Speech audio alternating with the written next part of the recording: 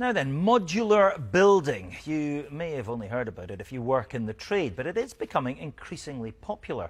Many new buildings, from flats to hotels, are being constructed in this way. Whole units are made in a factory and then assembled very quickly on site. It's seen as efficient, cheap and often environmentally friendly. But two huge fires in Shetland and Fair Isle have got some experts questioning the method's safety. Jen Stout has been digging into it and sent this special report. July 27th last year. The smart, modern Moorfield Hotel in the town of Bray is alight.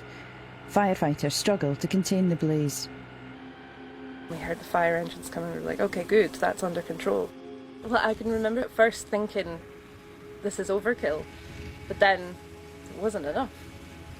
It just kept going, and it kept going and getting bigger and bigger, and like we were watching the walls tearing down. 16 months earlier, on remote Fair Isle, the world-renowned bird observatory is engulfed by fire. It too was totally destroyed, despite the efforts of fire crews.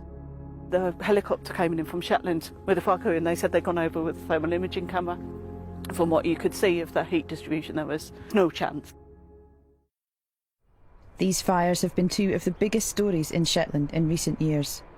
As more people began to look into the fires, the more a link was drawn between the two. Both were modular buildings, a type of construction where units are built off-site and then assembled together, a bit like flat-pack furniture. I went to see the building standards officer who worked on both projects. Stuart Douglas has been in building standards for more than 40 years. Hi, Stuart. Hello there. Hi, thanks for seeing me. This is a plan that we have of the Moorfield Hotel that we obtained via Freedom of Information. Someone has written on this plan some queries about comp floor with arrows and question marks. This is about compartmentation, right? This is about fire safety, essentially. Yeah, I mean, that is indeed my writing. And I noticed there we're talking about the area between a bathroom and a void that runs the full height of the building. There's a possibility that that could be a path for fire to spread. So can you be totally sure that the building design that you approved was what was actually built? I couldn't be 100% sure about that. The only way we would ever know is if there was adequate construction records that had been kept, photographic evidence of various stages, fire stopping. Why isn't that information regularly available? There's no requirement to gather that information or retain that information. Both projects passed building regulations. Malcolm Fraser is an Edinburgh architect who's involved in the design of modular buildings. What is extraordinary from the footage is that the whole building is actively alight, and because it is all at fairly similar stage, when we draw the conclusion that the fire's taken hold throughout the building pretty quickly, if everyone's escaped, it could just be an act of good fortune. And the purpose of the regulations is not just to rely on good fortune, but to ensure that when a fire starts, that it is held to one part of the building and doesn't spread throughout. It shouldn't be justification for saying that there isn't a problem here with these forms of construction. This promotional film, made for the builders of the Moorfield Hotel, highlights the innovation and technology used to make an entire hotel off-site and bring it in by sea from Northern Ireland. We are using SIP panel as the main structural component. It's fully BBA approved. It has a guarantee on domestic buildings of over 50 years. But just 7 years later, it burnt to the ground. Ian Abley is a principal consultant at the Risk Authority, an insurer-funded fire protection research organisation. For the Moorfield Hotel, it's a problem of the fire getting into the cavity between the modules. And then if it can travel from one compartment to another through unseen spaces within the compartment walls and floors, there's very little the fire brigade can do. They burnt to the ground. I mean, in terms of building, that's not a great success. 21st century construction has a lot of cavities in it, and they need to be addressed.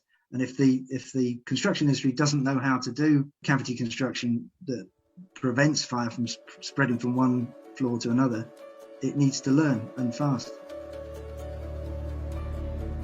I'm on my way back to Fair Isle, where I grew up, to see how the island has come to terms with the loss of the bird observatory. No one felt the loss more keenly than David and Susanna Parnaby. They lost their home and their livelihood. How does it feel looking at this site now, 2 and a bit years on? It's always a bit weird coming down here. It feels like something that comes from a past life. I think I stayed until it was getting dark and the last wall, you know, because this is where our flat was at this end, and that was the last wall to completely burn, and I stayed till that point. You've got to kind of witness it in a weird way. There's still no officially acknowledged cause of the fire that destroyed the bird observatory. And back on the Shetland mainland, the same remains true for the Moorfields Hotel. In a statement, the builders of the Moorfields Hotel, McAleer and Rush, said, "We provided the Fire Authority with all relevant documentation, including compliance certificates relating to the project. Certificates supplied were compliant with regulations." The hotel's former owners, BDL Hotels, said, "We welcome any review of fire and life safety measures, especially in the light of the fire which destroyed the hotel. The hotel was designed and built to ensure the safety of guests and staff at all times by a specialist hotel contractor to all relevant standards."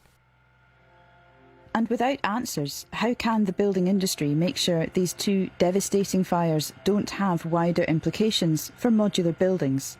It would be an act of complacency just to say people haven't died, therefore that's okay. We need to learn from them so that people don't die in the next one. So with no cause established in the case of either fire, will we ever really know why these buildings burnt to the ground? Jen Stout, BBC News, Lerwick.